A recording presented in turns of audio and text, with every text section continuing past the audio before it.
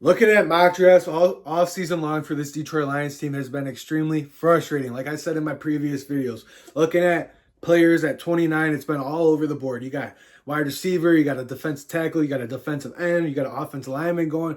I get it. We don't have many positions in need, so they're just plugging and placing anybody there at 29 all season long, but it's been frustrating. If you're a nerd like me who loves this Detroit Lions team, which I'm sure you are, that's why you're watching this video. We live by this team and we die by this team. That's why we're one pride. You want to get a general idea of who to scout and who's going to be there at 29. But now that we're getting closer and closer to the draft, these draft experts are making more and more mock drafts. They're starting to get a general idea of which prospects are going to go where now that we're getting closer and closer to the draft. So I'm getting a general idea of how the board is going to fall for the Detroit Lions at 29.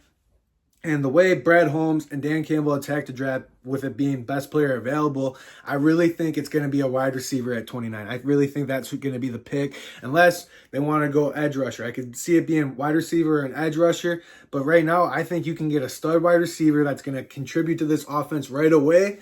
And an edge rusher, you can get a very good edge rusher in the second round. Adoye Isaac out of Penn State, the other guy out of other than Chop Robinson, and he had more sacks than Chop Robinson last year.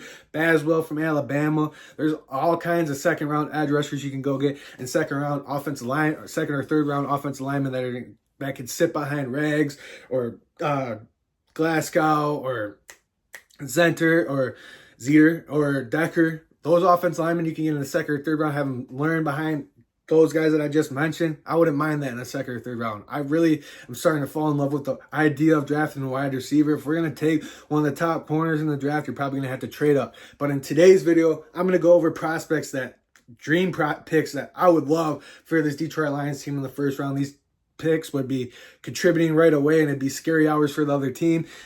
Picks that I wouldn't be mad at. They would help contribute to this team, and it's a player that is going to help contribute. And then more of like a boring pick that's still going to help contribute, but that's more offensive lineman. I don't really like an offensive lineman in the first round unless we really need it. Make our strength a strength. It's not a pick I would be mad at, but it's like, wow, it's boring. You know exactly what I mean. It's a boring pick. But let's get into these dream picks.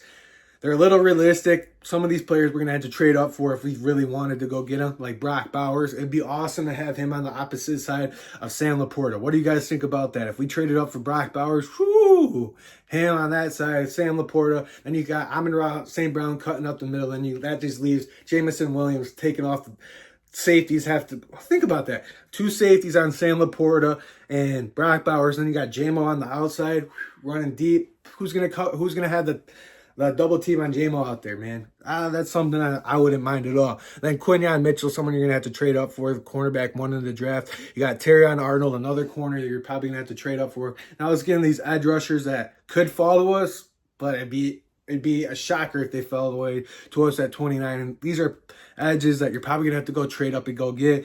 Jared Verse or Laiatu Latu. I made my first mock draft video, I think, was about Laiatu Latu, and I wouldn't mind drafting him, and I wouldn't mind having Jared Verse on the opposite side of Aiden Hutchinson at all. Then Nate Wiggins. Wouldn't mind having Nate Wiggins on our team at all.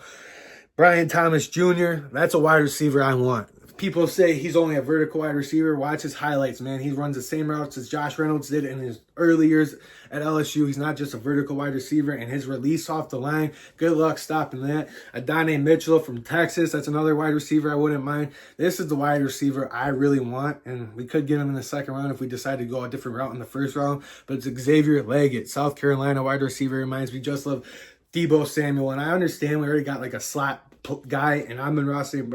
Brown, but this is just talent you can add to this offense that would just make it scary hours for the other team. Now let's get into picks that I wouldn't be mad at all. Picks that, let's do it. This is our guy. This is someone that's going to make an impact on our team.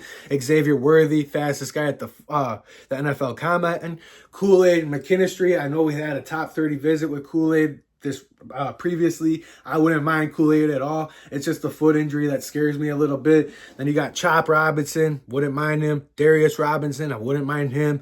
You got Keon Coleman, wouldn't mind Keon Coleman at all. He used to burn Michigan every year that he was on Michigan State. He's a dog. People are saying he's slow, but he's still a dog. He's still a vertical threat, and he can go up and moss somebody.